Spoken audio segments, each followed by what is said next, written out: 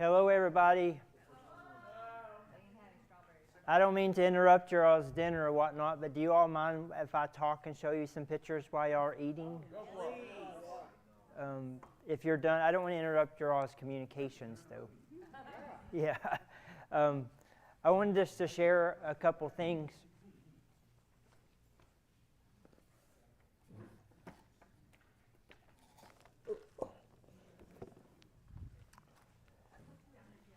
As you see on the screen, Pastor James is going to be completing his second part of his message on Sunday. And so please be here for that. And Melissa, do we have any other announcements we should make? They're all in the email. If you email every day, they're all in there. They're in the email.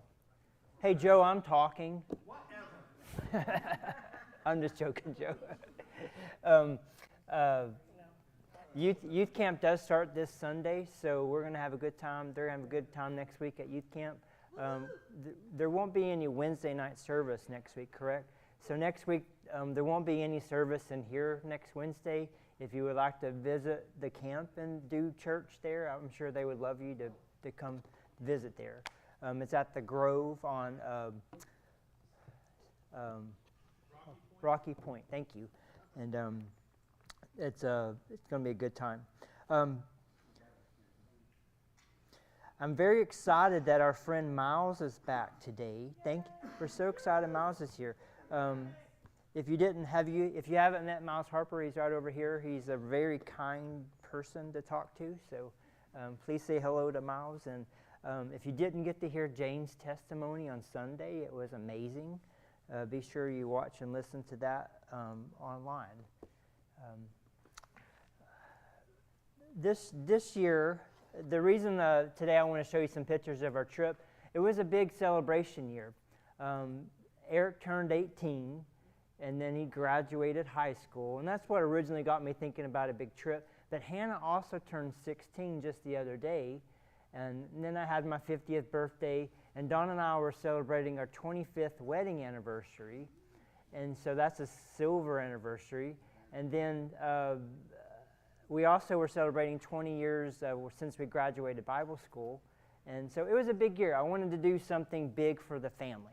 And so 2 years ago, I gave them all a check. I gave them all a test. And I asked them, what would you want to see? And I had like 100, how many questions I have? 100 questions or something. And they filled this thing out. And so we customized it to them. And so that's what this is going on. A couple days before our trip, my wonderful friend Linda spoke something over me, and I'm going to share that if you don't mind, Linda. But she wrote this to me.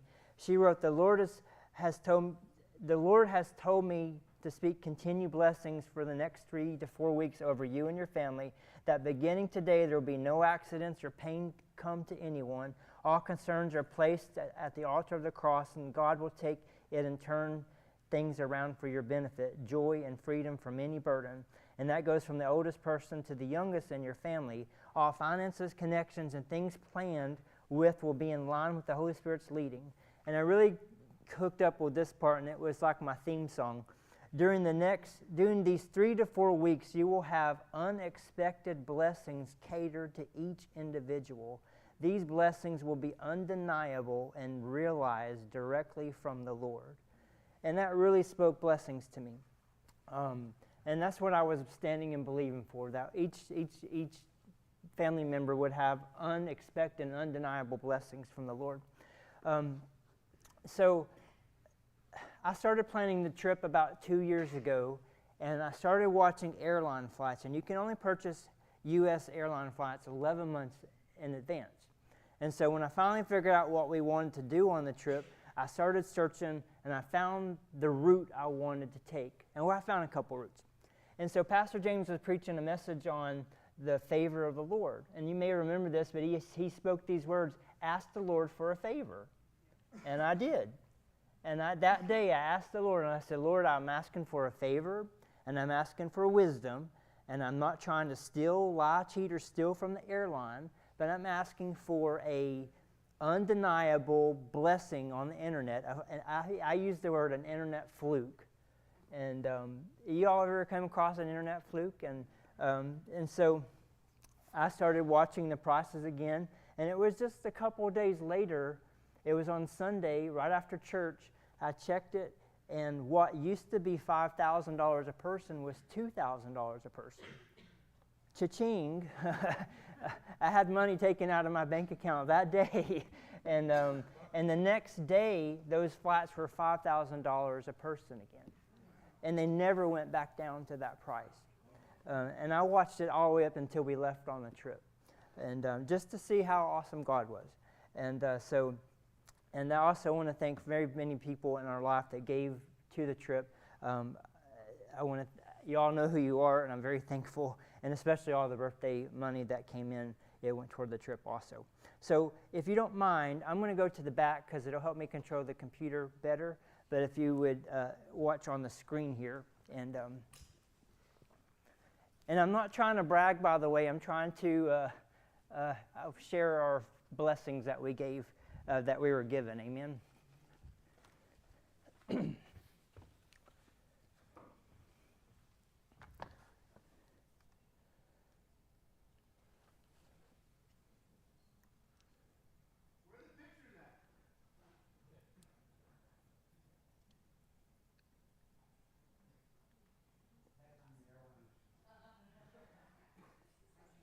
That's where we were.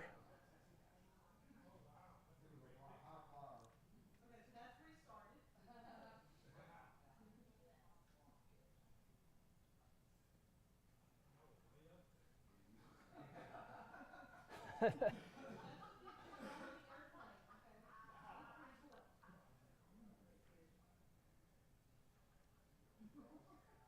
restarted.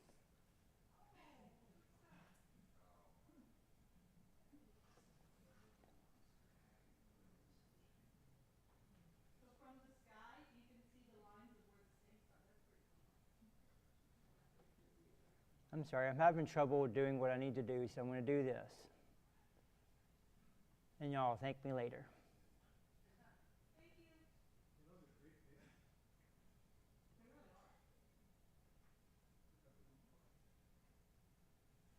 you. Does it say enter full screen at the bottom there? Yeah.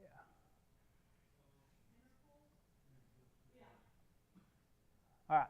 So that's my family. So we were celebrating everybody on the trip, and I didn't mention Ella. She's going to high school, so we were celebrating her also. Just a fast couple pictures of us going through the transportation process. It was a long day. As you know, traveling to Europe, you leave late in the day on one day, you arrive early in the day, their time, and so it's really late for you. And so by the time we got there and we started doing things, it was like 2 in the morning our time, and then we were supposed to have a full day ahead of us. And so we entered Munich and went through customs. Just so you know, Germany is the only country that stamps your passports anymore in Europe. So if you want to get a stamp in your passport, you need to go to Germany. The other ones just do it electronically now. So we flew into Munich. We immediately flew to Paris, just transferred planes and flew to Paris. And we took a train from the Paris airport to central Paris.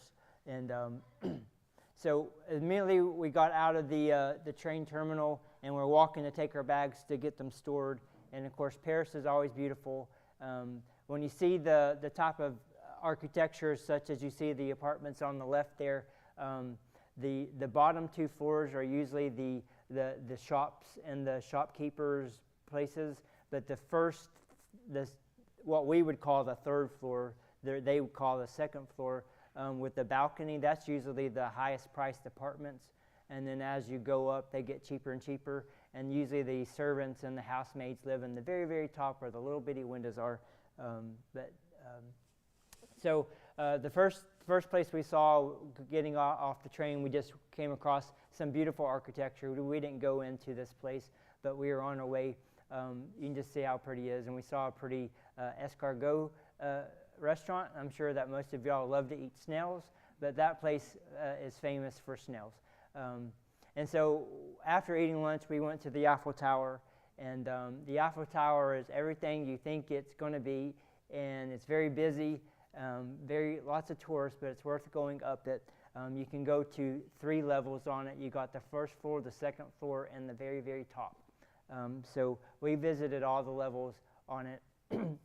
Of course, we took the elevator up. And when you get up there, it's bumper to bumper, but you can get to see over the edge and get to see, walk around the whole top.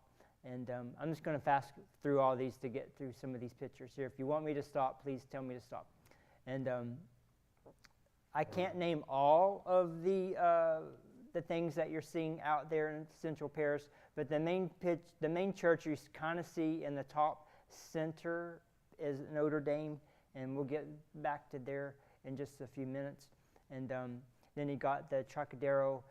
If you look in the bottom corner where the river meets the bridge, 5 years ago when Dawn and I visited Paris and we did our wedding vow renewal, we did it right there along the riverbank there.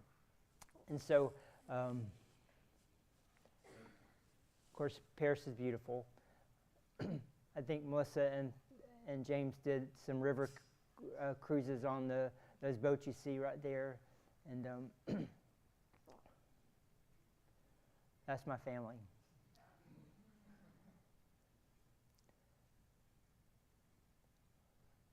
So we went down the elevator to the second floor. The second floor has a very expensive French restaurant on it, and then you can walk around and see some of the outside bars and things they have on that level. They have a glass, you can't really tell there, but it's a glass walkway where you're walking just on the glass, and below you is the ground. You know what I'm saying there, but you can't really see it in the picture there.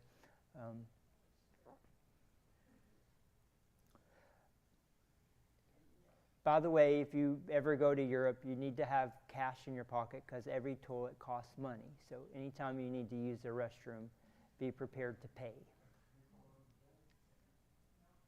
There's no one at the door, because the doors are all on the floor. So we walked along the riverbank, and by this time, everyone was pretty tired because our time was, Oakland time was about 5 or 6 a.m., and we had been up since the night. We didn't really get the good sleep on the plane. So they were getting to the point where cookies weren't saving the day. And my dream was the first thing we land in Paris was to go to a pastry shop, and we needed to do that. So we went to a pastry shop. This is just a little example. I got the little lemon-looking thing there. It's kind of like a chocolate shell, a white chocolate shell that looks like a lemon, but inside of it was lemon curd and cream. And Eric got, you may be able to see it in the center there, a peanut-looking thing. It has peanut stuff in it. But that kind of thing was everywhere. And so we didn't really have a chance to eat it except in the subway station, so I was shoving it in my face in the subway station. Anyway, so that first night, because some of the things they wanted to do is to visit Disneyland, Paris, we went that night. So after doing some time in Paris City, we did the evening at Disneyland. Of course, I have to show every dessert I ate. So this is a couple pictures of Disneyland. Disney had every McDonald's in Europe kind of looked like this, 2-story look, and we wound up eating a lot of McDonald's. Every McDonald's has pastries in it, which was nice. So we enjoyed those two. Of course, we went to Arendelle and got to see Anna and Elsa, and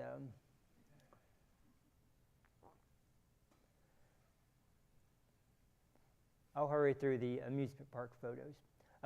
This is one place I did want to show you. They did have one restaurant called Walt's Restaurant, and it's themed after Walt Disney, and so it was a very nice restaurant.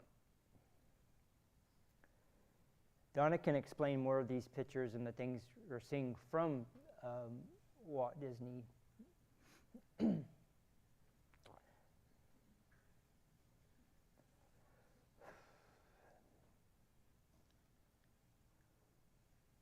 That's my family.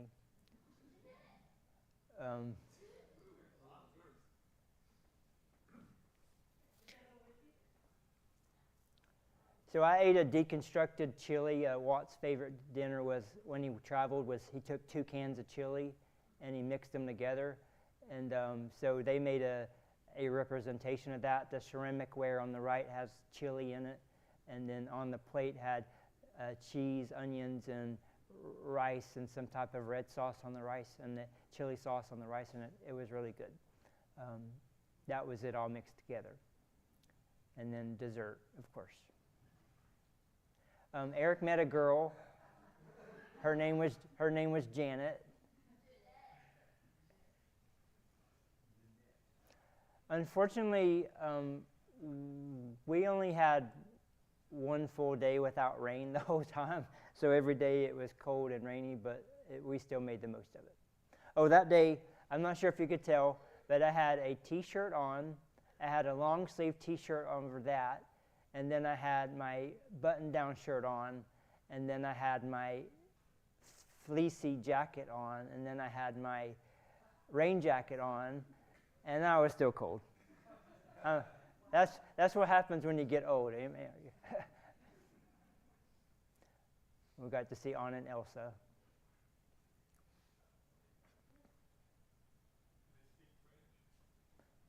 They were.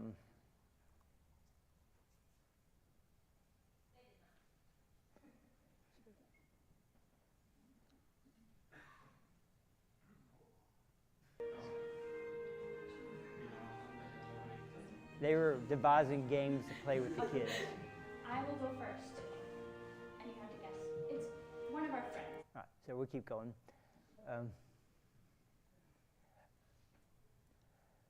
I'll get out of Disney here. Show you some good stuff. The castle at Disney is really pretty. If y'all want me to stop, I'll be happy to stop. So we took after Disney, we took the trains back into Paris. I can explain the train system to you better, but they have subway top trains and they have regional trains. So the regional train ran all the way to Disney, so we took it back to Paris. The first thing we did when we got into Paris, we went to the Sacré-Cœur, and so it's up on a little bit of a bluff, and so it has a really pretty view of the city. And so from the main train station, we took the metro. We got to see some firefighters working out. I guess they were running the stairs there. And we did not run the stairs. We took the funicular up the hill. And once we got up the hill, we went up into the church area. And the church, squeeze me? At that point, they did not want to go to the top, but we did go to the top of other things. We did not go to the top of that church. It's a very beautiful church. Almost every church in Europe, you can go inside and look around. So from Sacré-Cœur, we walked in through the Montmartre area, and this little district is artists are well known there, like Monet and some other well-named people painted there, and then famous authors. I'm having a brain memory there where I can't remember. Famous authors, London. Is Jack London the name of an author? Anyways, people like that. They were in that area. But anyways, we walked around and looked at a lot of artists painting and doing things. It was really really neat artsy area, and of course pastries. And we walked down the hill there. I liked that shop, Lemon Story, and another pastry shop. And there's an I Love You Wall as you walk down the hill. One of the main roads there is the Rue des Martyrs, the Martyr Road, and it tells the story of it's named after a martyr who he had his head chopped off, and so there's a statue of him on the hill holding his head, but somehow he chased his head. So we rode the subway, and we had so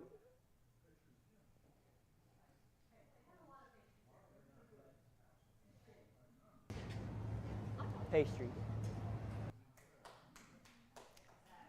So, so I wanted to show the kids some.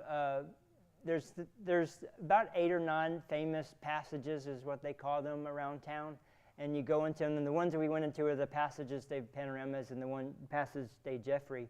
And I don't speak French, so that's the best you get.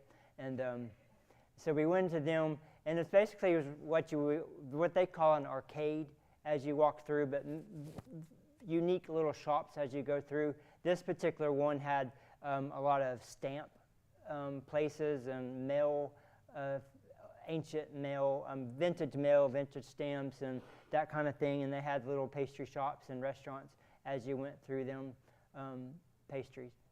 And then we went to, I wanted to see this here for lunch. It's a famous mall area, and you're saying you went to Paris, you went to the mall. Well, I wanted the kids to have a choice to eat at.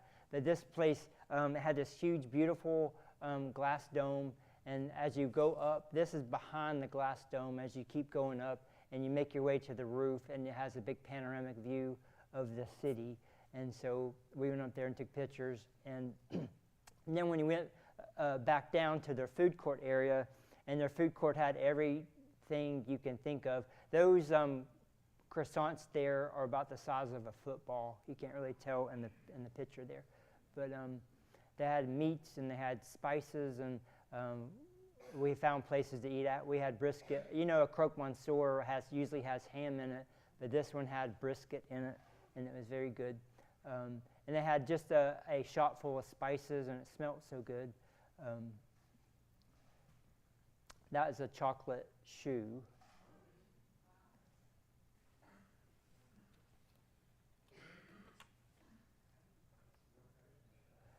So we made our way to the Louvre, and of course, people were all, this is the main entryway, the glass pyramids there, and if you have a timed entry ticket, this is where you go to get in line and stand for hours.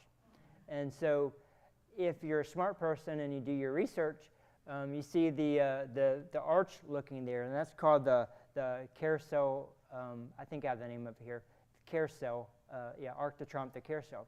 And right below that is the underground that you're walking on. There is like a mall area, and the trains actually run there, and they have another entryway into the museum, so you just really just walk into the museum from there.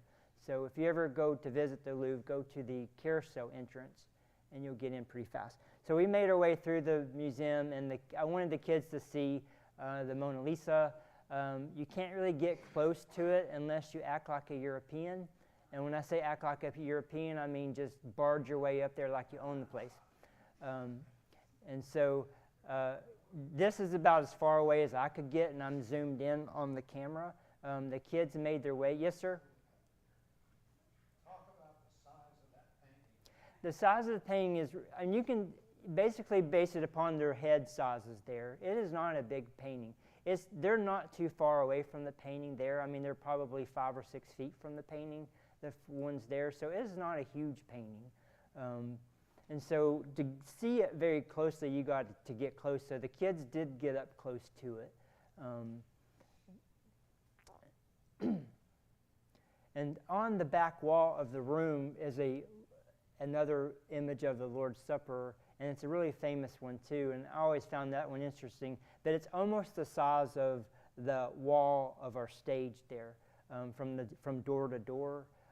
It's a huge painting. And so we were on a whirlwind trip through Paris, and I just wanted them to see a couple of things. So I walked them very quickly by the Leonardo da Vinci paintings, and that's what you see there, some of his paintings.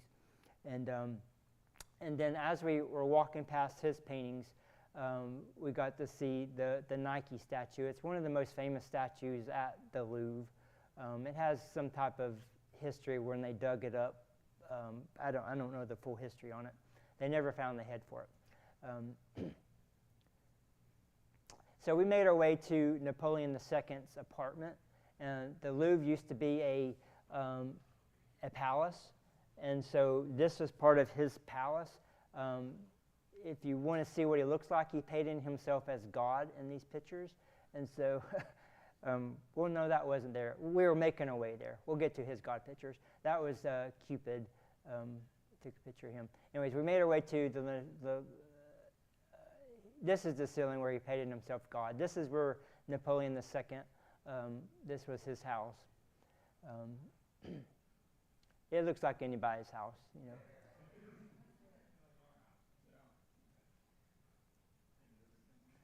I mean, that's just an average dining room table.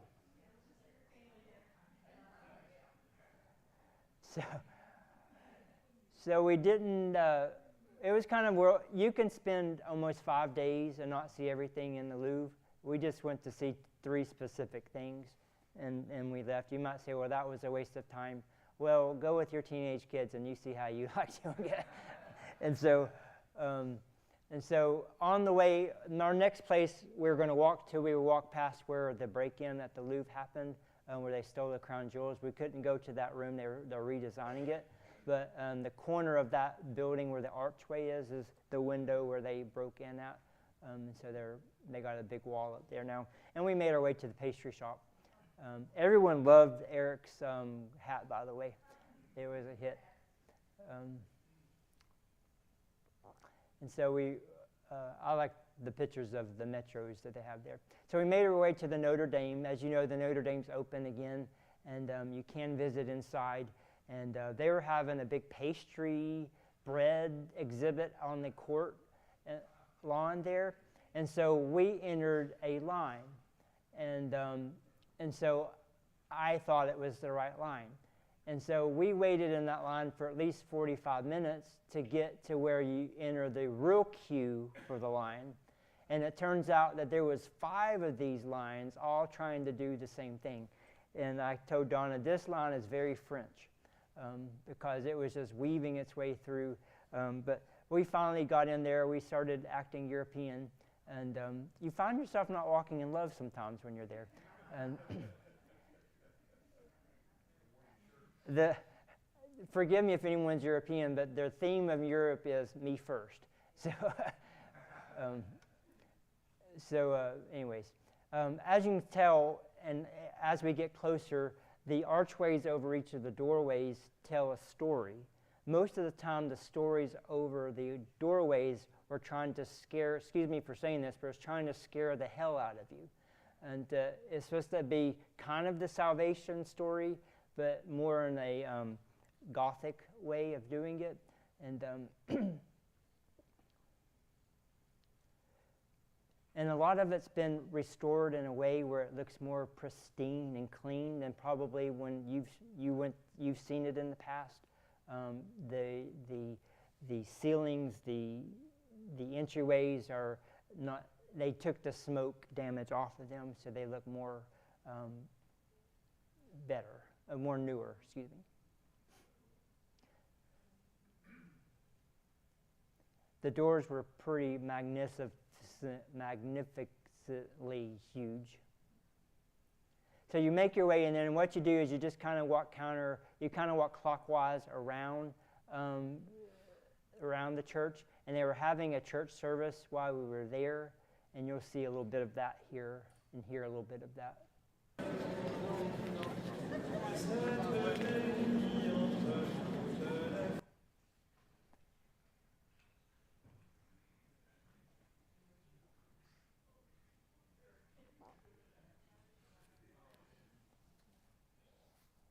I need to hurry.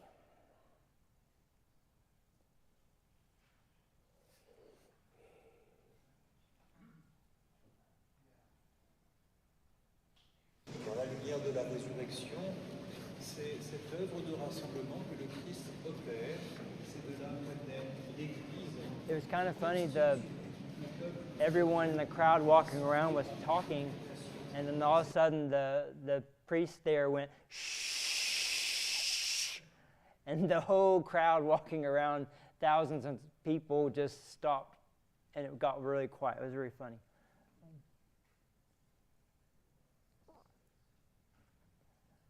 I'm going to speed along through here because I spent too much time on Disney. Sorry, Donna.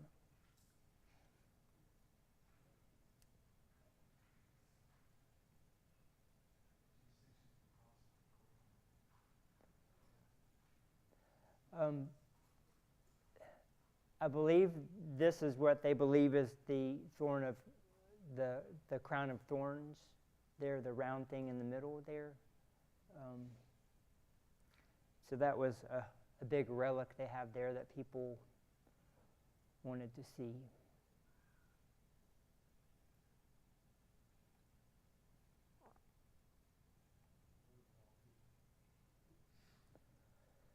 So we made our way through the Old District. This is where the city looks a little different. The streets aren't as wide.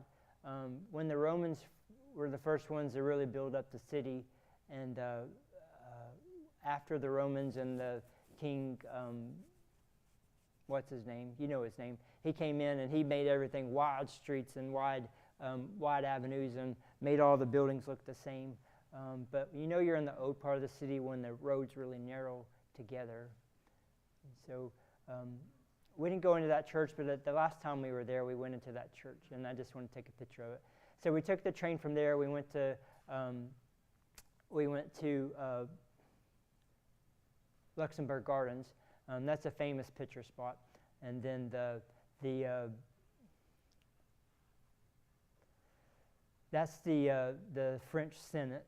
So at Luxembourg Gardens, that's where the French Senate meets at. So if you don't really see it there, but it's very highly guarded, big fences, men with big guns.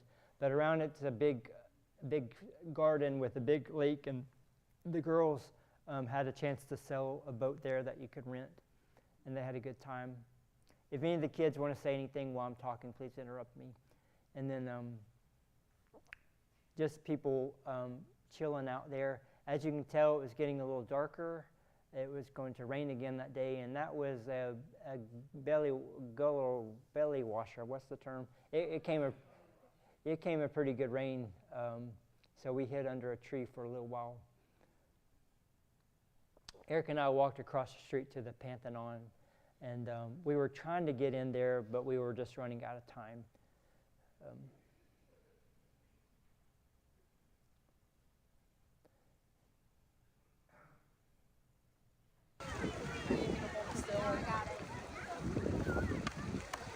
They were actual sailboats. So we went to our favorite restaurant that we found last time we were there was Francis Restaurant, and they don't call French onion soup in France, so we got onion soup, and we had steak, and we had fries. They don't call them French fries there. But this place has a really pretty view of the Eiffel Tower. If you go at nighttime, you get to see it all lit up. But that, for some reason, however the world turns, nighttime does not get dark in Paris in May until like 9:30 p.m. And so we didn't get to see it lit up. And so we took the subway back. We did have one experience in the subway where a man, you're really warned about pickpocketing when you do your research about traveling in Paris. And I had a man rub my leg, which was nice. And then Donna had a woman kind of bump into her, which wasn't a big deal. Donna was protected and keeping things together. But all of the French people around Donna immediately recognized what was going on and literally cussed this woman out and started fighting her, literally fist fighting her, because she was trying to be a pickpocket. So that was a major blessing to see the French people standing up for tourists on the subway. So when you hear all the stereotypes that French hate Americans, they don't really hate Americans. If you just try to say bonjour and say hello and how you doing, they like you. And so most of everyone speaks English, so it wasn't a hard thing. The next morning we caught a flight to Denmark. And this is Ella enjoying Nutella, and you'll see more of this. And so we caught an Air France flight to Denmark, and Denmark is not Paris. So it was so laid back and easygoing. I mean, it was, I'm sure Don and Eric know all about this culture up there. It was easygoing, laid back, friendly. The taxi guy was just over the board helping us. But this is the actual Lego headquarters where they design Legos. And so we walked there to the Lego house, which is a Lego museum. And I need to get through these pictures really fast, so I'm going to go pretty fast. This was a really cool museum. That tree is like 3 stories high. I'm sorry, I need to get through these, but I did send all these to Wesley. I mean, just room after room. Each room had a theme, and each room it was interactive. Everything was interactive. It's very worth going to. The kids really wanted to go to this restaurant. It was called the Mini Chef, and they give you a bag of Legos, and the Lego you pick correspond with the food that you wanted, and so you built your Lego, and you put it in this little tray, and you slid it into the computer, and based upon the Legos you chose is the food that was ordered, and so the food comes down this carousel, and the robots deliver it to you. And so this is what Eric I had, one of us had. It was spicy chicken with vegetables, I guess you can call them French fries there, and bread. And that was all gross stuff. And pastries. I walked the streets for a little bit and found a pastry shop. And that was the original place that the guy who started Lego started his business out of. And I can't get into the history there, but how he started his business. Let me get through the Lego pictures. Donna did laundry for us.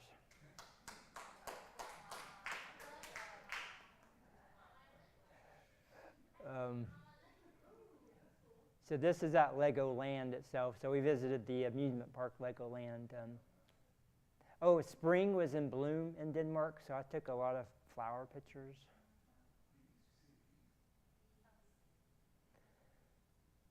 I'll get through these. This is all Legos.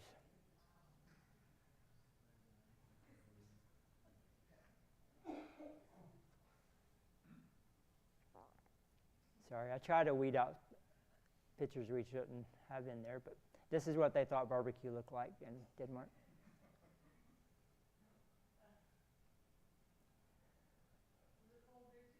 It was cold everywhere.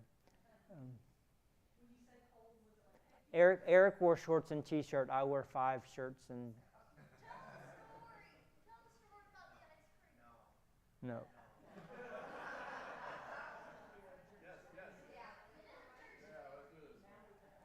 One name brand of the ice cream was spelled D-A-I-M. So you take it from there.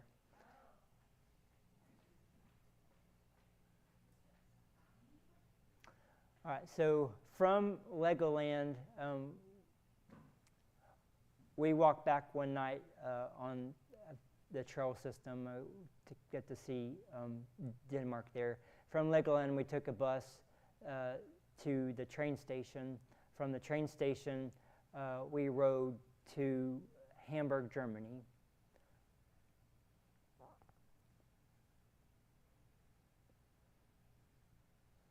The trains... that wasn't a really, really, really fast one, but it was about 90 miles an hour on that one. But you can take the high-speed ones that can get up to 200 miles an hour. Denmark was very beautiful. We would love to go back. So we took 2 different types of trains there. The first one and then the second train. We ate lunch on the train.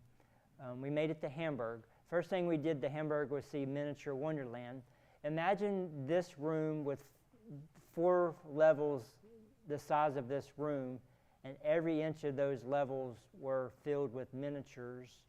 And so everything you hear is just, and this is people working on some of the miniatures, but it was really amazing. They had night times that it went into night and back into daytime. Almost every country, they had a representation of what the place looked like. And yes.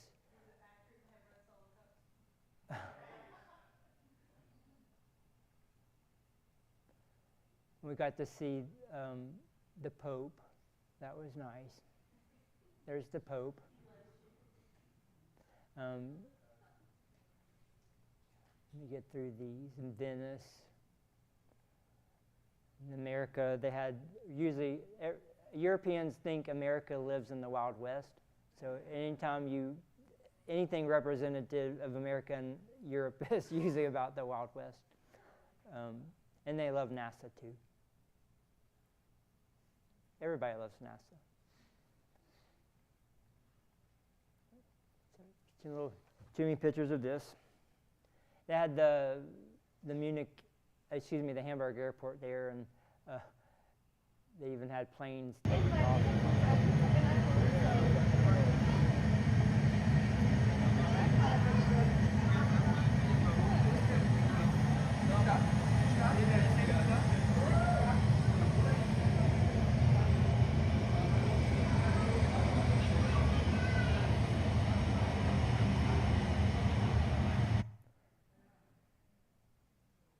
That's a famous castle in Germany. That's Venice again. So we went into Hamburg itself. Hamburg is, think of Venice, but more with cars, Venice with cars. And it's very beautiful on the water type city. So we walked around it a little bit. We had another train to catch, so we didn't have a lot of time to stay in Hamburg, but we walked around. And, Venice is sinking. I'm not sure if Hamburg is. Venice for sure is. And of course, we ate McDonald's again. Is that a hamburger in Hamburg? Yeah. This is the Hamburg train station. So we were catching a night train here, and so this is our train coming in. And so we stayed on, the name of the company's OBB. They do daytime regular trains too, but we did the night jet version of their train, and each compartment had 2 beds and a bathroom in it. So we had 3 of those. And the key to booking these things in airfare, of course, is booking early. So it was cheaper to take the night train than it was to travel and get a hotel. And of course, we had the experience of staying on the train. Donna loved the fact that even though we had 3 cabins, we all wound up in her room. And she was ready to go to bed. So we made it to Munich, Germany, and this is their old city. And so the main downtowns, and I can't say it better in Germany, it's Allstadt. Anyways, it's the Marienplatz. It's the downtown old city. And so we're going to take a tour around the city there as we walk past the Wall of Cheese.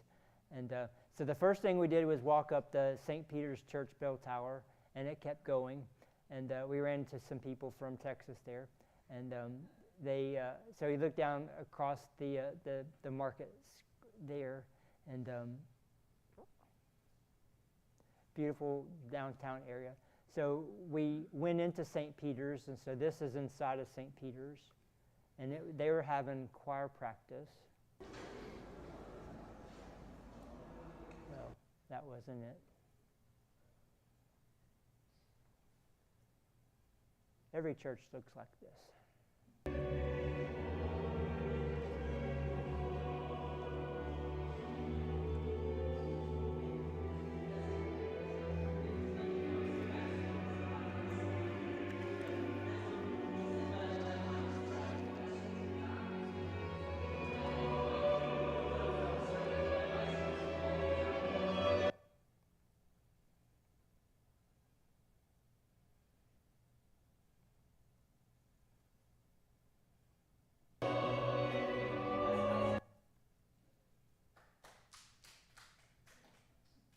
So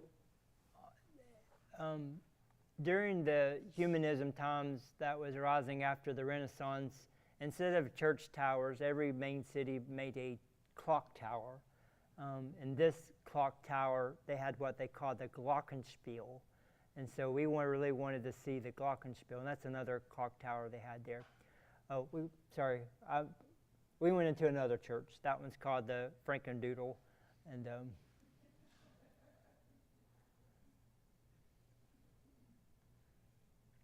they were not having choir practice. Just a beautiful old downtown in Munich there. And so, oh, sorry. They have a famous statue there, and if you see her right breast is rubbed raw.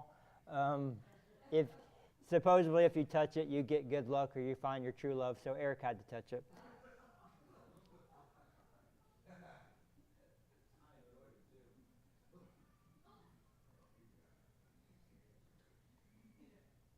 And so the Glockenspiel did at 11 o'clock and at 12 o'clock every day. It does a show of its puppets and marionettes, whatever you want to call those things. And so while that was going on, I got myself a pretzel.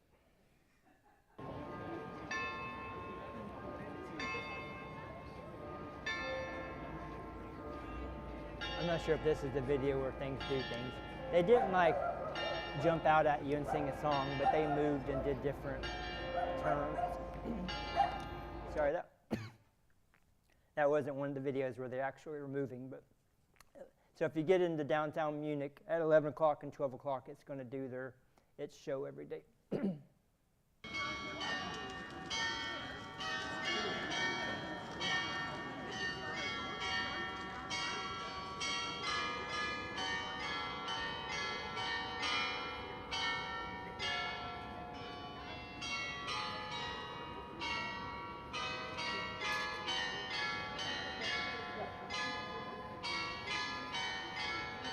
I know that's life-changing there.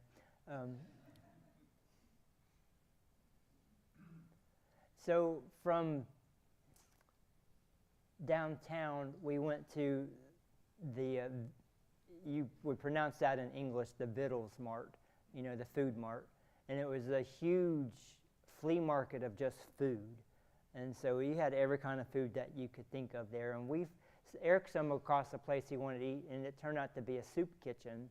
And they had fabulous soup. It had the really good chili there, and so we enjoyed. Oh yeah, there's the chili there. It was excellent. Donna had a dumpling of some sort with was it chicken and spinach in it, Donna? And so that was good. And so we left Munich and drove on the Autobahn. If you want to know what the Autobahn looks like, it looks like our interstate. And so everything was in kilometers there. So I was doing 129 kilometers an hour, 65 miles an hour. So we made it to Rothenburg. Rothenburg is a medieval town that has a wall around it. There's only three cities in Germany that still have a full intact wall, and this is one of them. We went to another one also. You can walk all the way around the wall, on the wall, which is really unique with this town. But all the buildings are half-timbered homes, and these are the originals and not reconstructions. Only a quarter or to less than 25% of the town was destroyed during World War II, and so most of it is original, and it's a very beautiful town. You drive through the city walls only during certain hours in the daytime. At any other time in the evening, you don't really have any cars driving in town, which it was a very walkable town. This was outside of our hotel window. Donna fell in love with some storks on the rooftops there. But this is there's 5 entry points into this city, and the Ferris wheel was not medieval, by the way.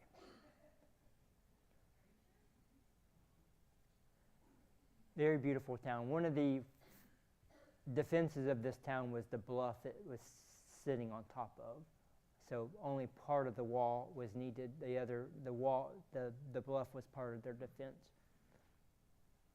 Very beautiful town, isn't it? That's a very famous photo. If you look up Rothenburg, you're going to see that picture right there of that location. And that's on top of the city wall. And the defenses going around it. You can actually and get a plaque of your name put on the wall to help maintain the wall.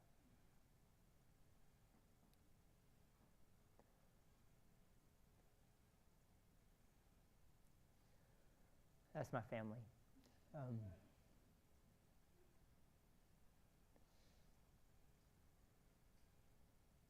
Uh, that part of the country's one of their famous desserts is called and I'm not going to say it right, but I say a schneeball. But it's basically just pastry dough, deep fried, with some type of topping on it: powdered sugar, cinnamon, chocolate, white chocolate. It tastes like what you think. Eric found a really cool knife in that store, and you see some more of those pastry balls. European cities are known for their Christmas time and Christmas markets. This particular city has several Christmas stores and a Christmas museum, and so Donna spent a lot of time there. I'm not going to show you every picture she took. There was a lot of them. That was just a retail store, but there's some pictures of the museum. We ate that night at a place called Zur Hall, which means into hell, but the food was really good. It was very, very well recommended, and it was definitely well worth it. I had they delivered us a plate of butter with not caramelized, but it's onions and garlic mixed into the butter is what that is, and you could smear that stuff on a tire and eat it. It was really good. Donna had a skewer. I'm sure you can see there a big skewer of meat. And then I had a pork shoulder, and it was really good. The kids had ribs. And then we had apple strudel. And then that night we took a night watchman tour, and I just noticed at 7:30. If you need to leave, please take. No offense if you need to leave. We took a night watchman tour, and he does this 3 times a week in English, and then he does it in German. He's done it for years. If you watch Rick Steves, he's been on some of the Rick Steves programs when he's went to Rothenburg. He does not look like this under Rick Steve. He looks much younger. But it was a very interesting tour. He just told the story of the town from the viewpoint of the man who was the night watchman, which the night watchman was third on the totem pole, just above the grave digger and the undertaker.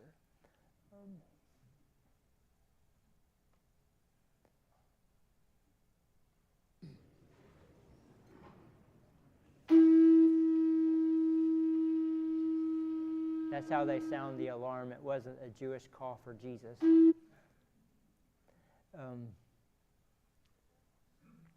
It was a very interesting.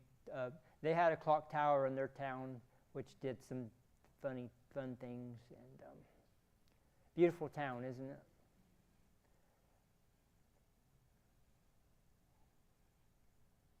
Donna, what was that hole in the door called? But what was the name of it? Yeah. The manhole. So we came across a path that had people. Oh, well, I'm not there yet.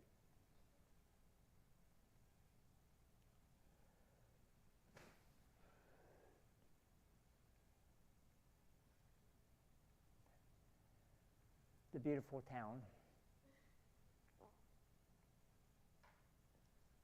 Would anybody want to visit there?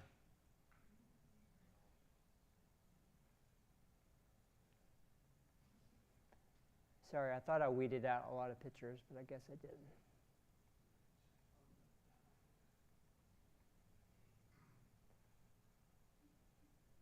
This is our hotel where we stayed out.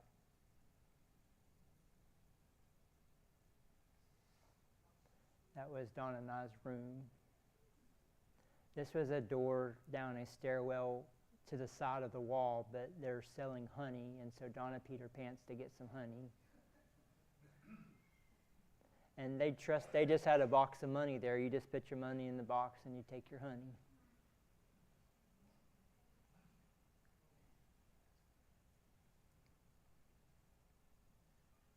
She actually got to meet the bee farmer. So Donna went to the Christmas Museum the next day.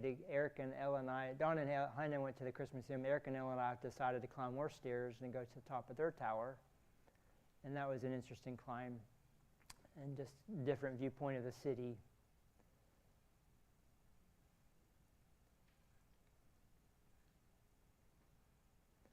We did a lot of stair climbing.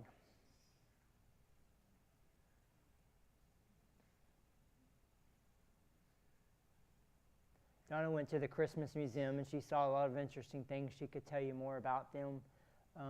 It was the history of Christmas was it in Germany or in that city, Donna? History of Christmas in Germany. So it went from olden times to the days of yore to the days of the World War II, the modern history. This was a very small selection of her pictures. Eric and Elle and I went to the Torture Museum. We got to see a lot of interesting torture devices, and of course we saw pie. So after that, we took the car and we drove to the next city. And of course, I was driving only 140 kilometers an hour. I wasn't speeding. Oh, we did have to eat at Burger King. So we went, what I called it, I couldn't pronounce the name, so I called it Dinkleberry. So we went to Dinkleberry, and it was another medieval town that has a wall around it. This one was more drivable, and so it had a little bit of a different feel about it, but still a beautiful town. You could see the city wall there. He's standing in the wall right there, and the guard towers around the wall. Just a beautiful medieval town. And that's the outside of the wall.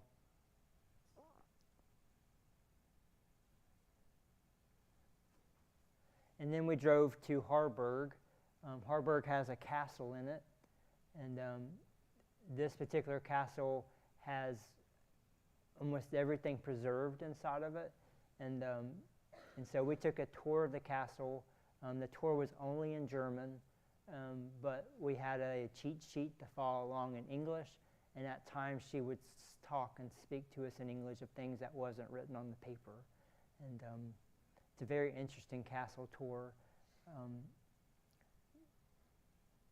This is the one, as we're walking, they were showing us the defenses. This one has a unique defense there. The hole there has a round wooden ball in the middle, and the round wooden ball would turn and pivot, so it would help the archers aim and be defended as they're aiming. And that was kind of like a hole. You would dump rocks and things on the people down below, other things you may want to dump on them. So this was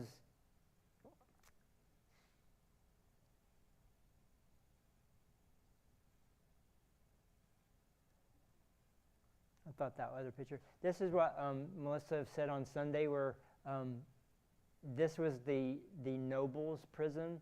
If you did things that would require you to get locked up, one of the things that could get you locked up was not going to church.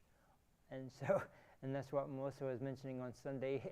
If you didn't go to church, the nobles would get locked up in this jail. And then this is still all in the castle as we're walking around. That ceiling there is older than our country. It was like painted in 600 or 1200 something. I forget which the number was, but it's really old ceiling.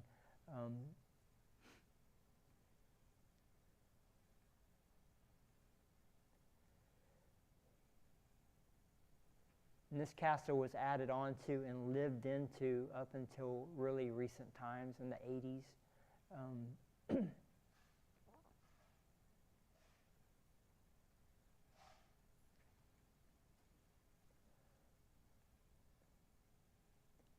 This was the dungeon of the castle.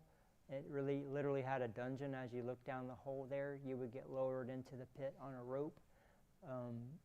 And this was the hot box. You see the metal plate over here. They had an oven right next to that, and so it got really hot in that room. And so that wouldn't be fun. Those are actual prisoners. They just got petrified there.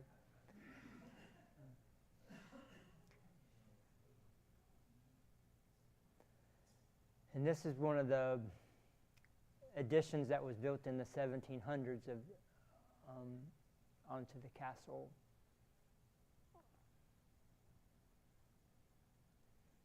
And this was the guy who owned the place. This was his private area. So I told the kids that get in the car, we're leaving. We got to get to our hotel. And so we all packed up in the car. I backed out 2 feet and pulled back in. I said, we're at our hotel because we were going to stay in the castle. The castle had a hotel inside of it. And so we stayed in the castle that night. So we walked around the castle and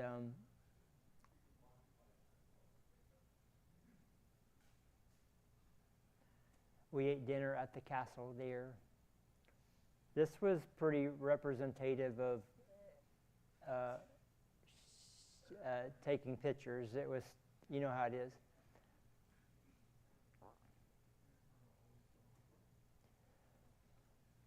So we walked into town, and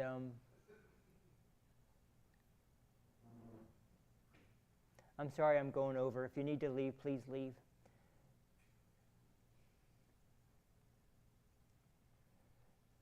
Bye, guys.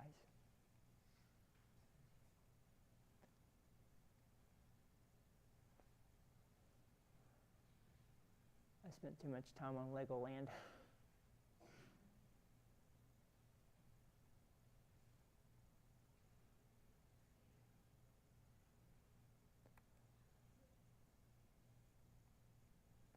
Sorry, I'm pushing the button, but nothing's happening. Hi there. So this was, if you wonder what it's like to stay in a castle, this was our hotel room. It was very modern. You didn't sleep on a rock floor or anything.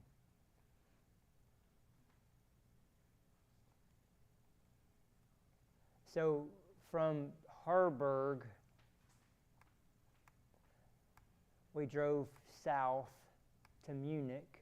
Oh, we had breakfast that morning. This was a typical European breakfast: meats, breads, and jams, and fruit, and Nutella. They had pretzels at this place.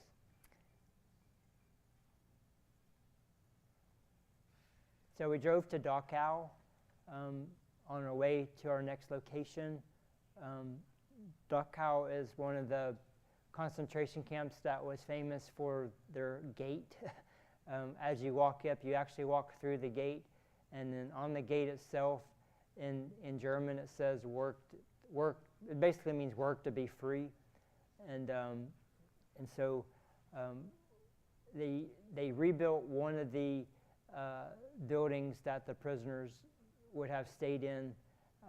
It wasn't an original, but as you can see, we'll walk through it in a moment, and you really got the sense of that you're in an evil place. You just felt it there. It's free to go to. It's free to park at. And I don't have time to read all the things on the walls, but this is a representation of, the sleeping arrangements. And I was really surprised in the middle of this place, they had a restroom facility and a locker facility. But this was built when before they really started pumping people into it. But it was, if you read the signs, the bathrooms in that area were more used for humiliation and unpleasant things, and so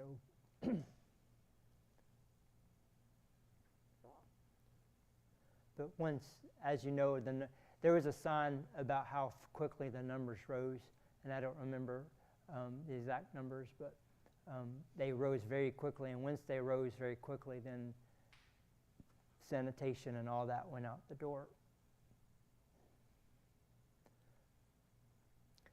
Just rows and rows and rows the footprints of where the barracks were at. It's hard to tell in these pictures, but each little block there is just another full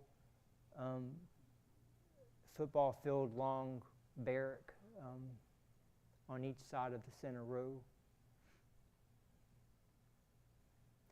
At the very end were 3 memorials and chapels of different faiths that were represented there. Of course, those weren't original to the place. They were built after the war.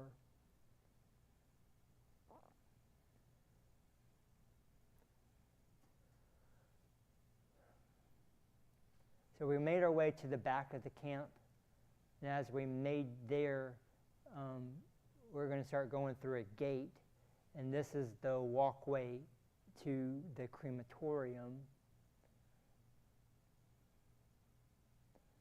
And I can't imagine the people having to take that walk, because they were going there under the guise they were going to be taking a shower.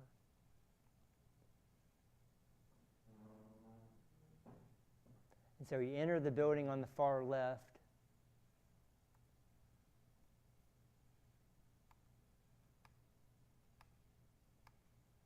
The first room was a waiting room. They're telling you, get ready for a shower. So you go in the next room and you disrobe. Of course, that's humiliating itself. And then the third room was the actual room where they said the shower was going to happen. And of course, it didn't happen. All the vents upstairs had soldiers above them putting whatever type of poison they're going to use for the people in the room. And then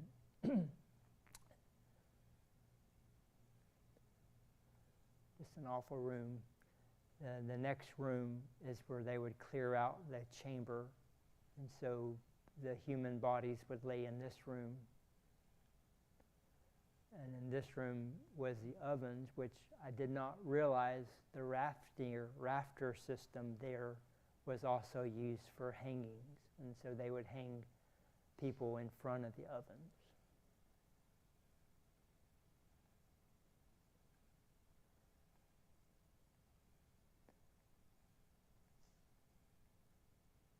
I think they were doing 3 bodies per oven. So we could have spent more time here. We talked to the kids about the history of it, what happened after the fact, and what happened with the residents that lived around there, and how it happened.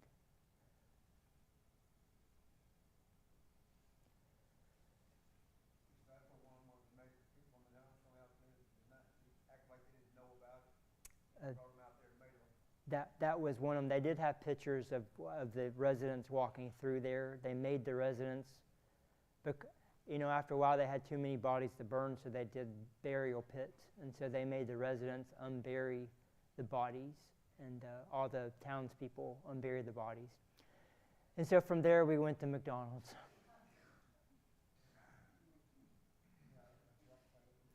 On the way to Birch's Garden is where we're going next. Birch's Garden is in the Alps, and so we're traveling there. Just a beautiful scenery, and please forgive me for going over so long. And one road we went on, the cows were just roaming free, and so we went to Hintersea Lake. And this day it was very windy, but on a calm day, the lake is just looks like glass. I thought that was interesting. Eric taking a picture, so I took many pictures of him taking pictures. Anyways, the glass on the lake, you could see the reflection of the mountains on it, and it's a really picturesque lake. It was a little windy that day, so you don't get it as much, but the water is just crystal clear.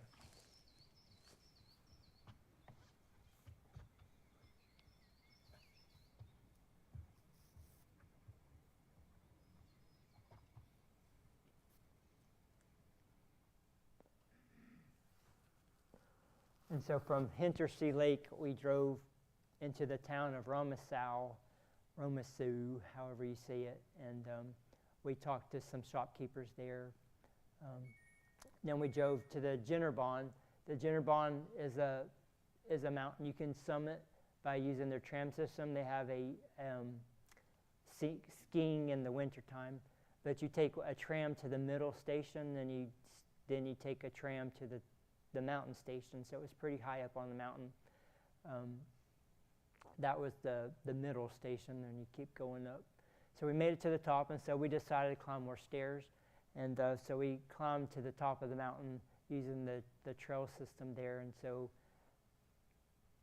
I'll let the picture speak here. You're looking into Austria there.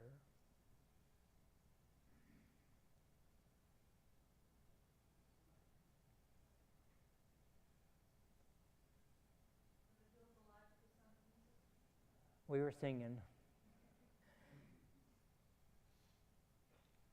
I encourage the kids to take time on the mountain to just soak it in.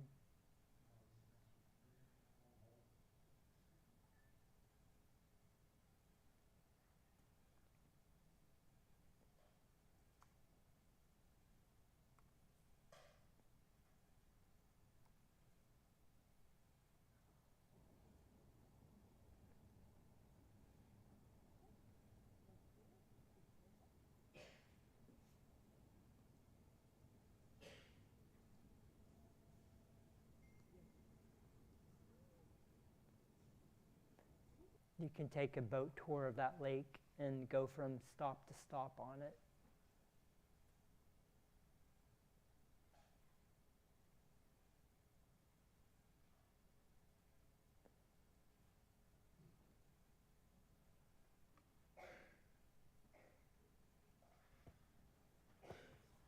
It's crazy seeing the clouds.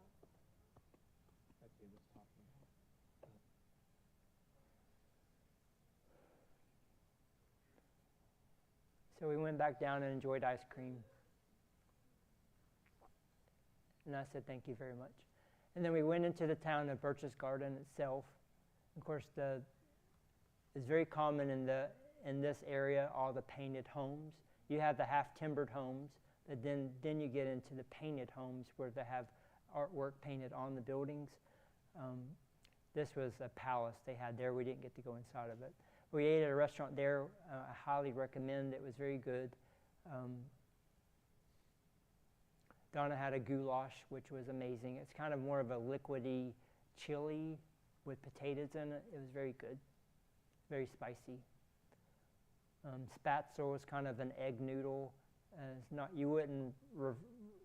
it's not necessarily mac and cheese, but it's kind of that consistency. It had onions on it, and then an apple cake donut type dessert was amazing. Just couldn't stop taking pictures of the mountains. This was Hannah saying, "No more pictures, please."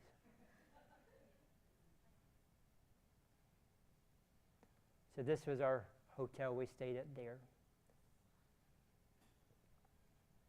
And then their morning had a Nutella machine, and Ella took full advantage of it.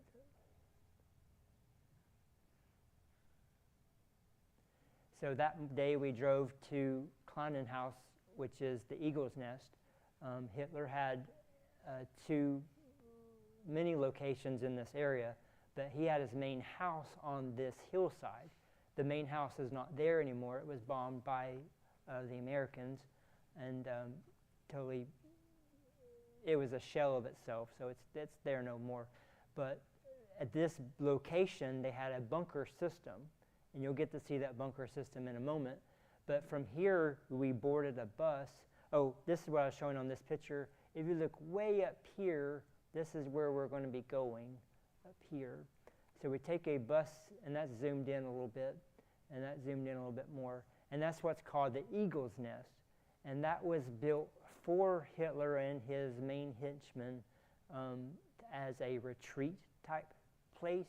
Hitler very rarely used it, only to meet foreign dignitaries, but his henchmen used it very often, mainly for personal reasons. So you boarded a bus, and they had a documentation center there, which we went into. It tells the history behind that area, and also behind the rise and fall of the Nazis there. And you don't really hear the word Nazi or see swastikas there, but so we boarded the bus. We took it up the hill. We went to Clondon House. So you walk through a long marble-lined tunnel. You get to a brass-lined elevator, and this is where Hitler, a solid brass-lined elevator, and this was Hitler's personal entrance to go up in an elevator up the rest of the way to the top of the hill. And so we get to the top of the hill, and we're very impressed with the views and the scenes. And then all we could hear was, Hey, Nick, I took the 714 bus. 3 buses to get here. I put the 714 bus in. Oh, look, there's an eagle, Nick. 360, Nick. there was a My shoes almost fell on me, Nick. there was a guy Fall down the mountain, Nick. there was a guy walking around with his phone doing FaceTime the whole time we're on the hill, and we thought he was going to fall down the hill and kill himself. But he was FaceTiming and just telling his friend Nick all about the hill. Thank y'all for coming. I'm sorry it took so long.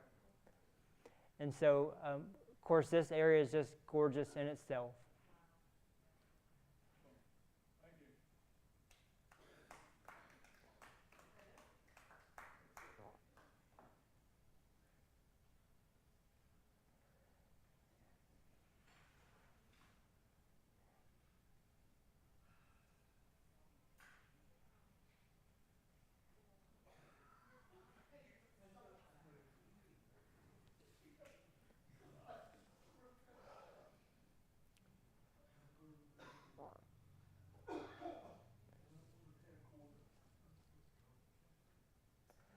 We didn't really do much more on this trip. I'm just going to fast forward it as y'all get ready to get going. But we did go through the bunker system at the bottom of the hill, and you could walk through the bunker system.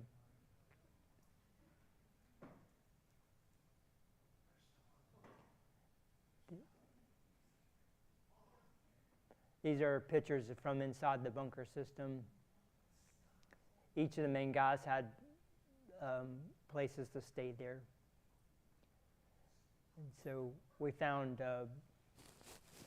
went down a salt mine, went into Austria and went up on another mountain, climbed more steps, and drove down a mountain roller coaster.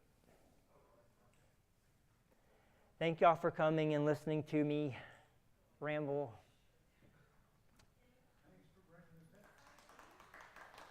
Don't forget, Pastor James is going to have a Sunday night dance party. Yes, sorry, I went over.